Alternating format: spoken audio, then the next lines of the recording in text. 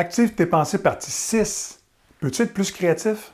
Ben, c'est clair que si je fais cette capsule-là, c'est pour te dire... Non, tu vas le savoir. Ceci est la 6e partie d'une série de capsules sur les pensées actives. Et elle est liée à la capsule numéro 7 où est-ce qu'on parlait de pensées créatives. Dans le fond, là, tu peux-tu être plus créatif? Ben, dis-toi que si je fais cette capsule-là, ça veut dire que oui, à quelque part. Souviens-toi de toutes les compétences que tu as dans divers domaines.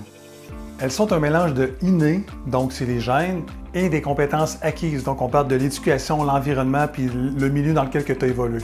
L'objectif est d'enrichir au maximum toutes tes qualités innées afin d'atteindre tout ton potentiel. Comment?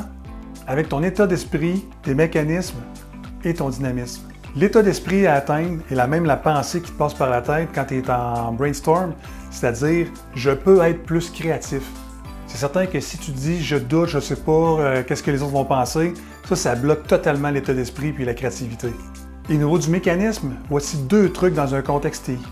Le premier truc, c'est de prendre à contre-pied les manières de faire habituelles. Est-ce que c'est mieux d'aller chercher l'expertise à l'externe ou tout simplement de le développer à l'interne?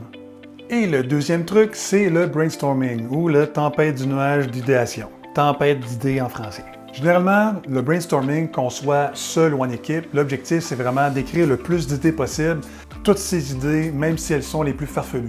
Et dans certains cas, souvent, on va aller chercher des personnes clés, des personnes qui ont une expertise dans ce domaine-là pour avoir ces idées-là. Et nous, chez Exposant 3, tout le monde peut participer à la co-création. Donc, même s'il y a une personne qui n'a pas d'expertise dans le domaine où est-ce qu'on recherche des idées, elle est la bienvenue parce que justement, si elle n'est pas experte, elle a peut-être des questions à poser ou peut-être un autre point de vue. Donc, l'objectif, c'est vraiment d'utiliser la collectivité, d'utiliser vraiment le mastermind de l'équipe pour pouvoir élever le niveau d'idées puis de trouver des choses quand même intéressantes.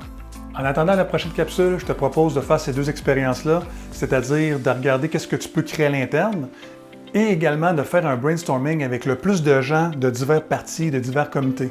C'est tout pour cette semaine. Bonne semaine et à la prochaine capsule. Ciao!